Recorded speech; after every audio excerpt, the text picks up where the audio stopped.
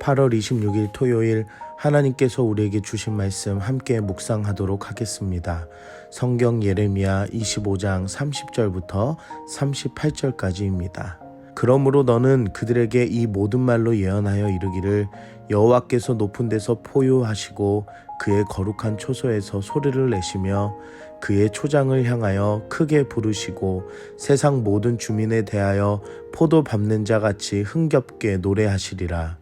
요란한 소리가 땅끝까지 이름은 여호와께서 민족과 다투시며 모든 육체를 심판하시며 악인을 칼에 내어주셨음이라. 여호와의 말씀이니라. 만군의 여호와께서 이와 같이 말씀하시니라. 보라, 재앙이 나서 나라에서 나라에 미칠 것이며 큰 바람이 땅끝에서 일어날 것이라. 그날에 여호와에게 죽임을 당한 자가 땅 이 끝에서 땅 저 끝에 미칠 것이나 그들을 위하여 애곡하는 자도 없고 시신을 거두어 주는 자도 없고 매장하여 주는 자도 없으리니 그들은 지면에서 분토가 되리로다. 너희 목자들아 외쳐 애곡하라. 너희 양떼의 인도자들아 잿더미에서 뒹굴라. 이는 너희가 도살 당할 날과 흩음을 당할 기한이 찼음인즉 너희가 귀한 그릇이 떨어짐같이 될 것이라. 목자들은 도망할 수 없겠고 양떼의 인도자들은 도주할 수 없으리로다. 목자들이 부르짖는 소리와 양떼의 인도자들이 애곡하는 소리여 여호와가 그들의 초장을 황폐하게 함이로다. 평화로운 목장들이 여호와의 진노하시는 열기 앞에서 적막하게 되리라. 그가 젊은 사자같이 그 굴에서 나오셨으니 그 호통치시는 분의 분노와 그의 극렬한 진노로 말미암아 그들의 땅이 폐허가 되리로다 하시니라.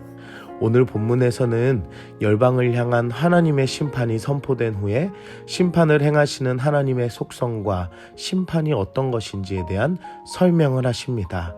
하나님께서는 심판하겠다라는 추상적인 의미로 말씀하시지 않으시고 하나님께서 심판을 내리실 때 자신의 속성에 대해 자세하게 말씀하십니다. 첫째는 하나님의 존재적 요소에 있습니다. 높은 데서는 하늘의 높은 곳을 가리키며 거룩한 처소와 초장에서 존재하심을 말씀하십니다. 높은 곳이든 처소이든 어디든 하나님은 심판의 영역이 제한되지 않으심을 이야기하고 계시며 그분의 초월적 존재하심이 어디서든 하나님의 주권으로 반드시 심판하심을 말씀하십니다. 두 번째는 하나님의 능력의 요소에 있습니다. 포도를 밟는 자의 비유를 통해 원래는 포도를 밟는 자의 함성이 추수 후의 기쁨의 소리이지만 포도를 밟는 자처럼 마치 나라들을 밟으시는 피를 짜는 파괴의 소리로 무서운 심판의 속성을 나타내십니다. 그리고 포효하시고 소리를 내시고 크게 부르시고 노래한다라는 이 모든 공통점은 사운드인 바로 소리라는 것입니다. 소리로 모든 이들에게 심판의 무서움을 들려주시겠다는 하나님의 속성을 우리가 알 수 있습니다. 마지막 세 번째는 하나님의 공의의 요소입니다. 31절에 모든 육체를 심판하셔서 칼로 내어주셨다는 것은 재판의 판결 선고입니다. 이 심판은 제한이 없는 모두에게 동일한 것으로 나라에서 나라에 땅 이 끝에서 저 끝으로 심지어 애곡하거나 거두는 자도 없이 모두에게 임하는 공의의 심판이 될 것을 말씀하십니다. 사랑하는 성도 여러분, 글로 보고 듣고 무심코 지나간 이 심판을 오늘 하나님께서는 얼마나 무서운 심판이신지를 세밀히 알려주십니다. 하나님은 지금도 살아계신 하나님이시며 모든 주권과 능력과 공의의 하나님이심을 다시 한번 깨닫는 시간이 되길 기도합니다. 하나님의 심판은 어떤 통치자도 지도자도 대적할 수 없습니다. 목자도 양떼 인도자들도 하나님의 심판 앞에서는 통치자들의 통곡 소리만 들릴 것이며 모든 것이 무력해질 것입니다. 하나님의 심판 앞에 어떤 방법으로도 능력으로도 인간은 방어를 하거나 피할 수가 없습니다.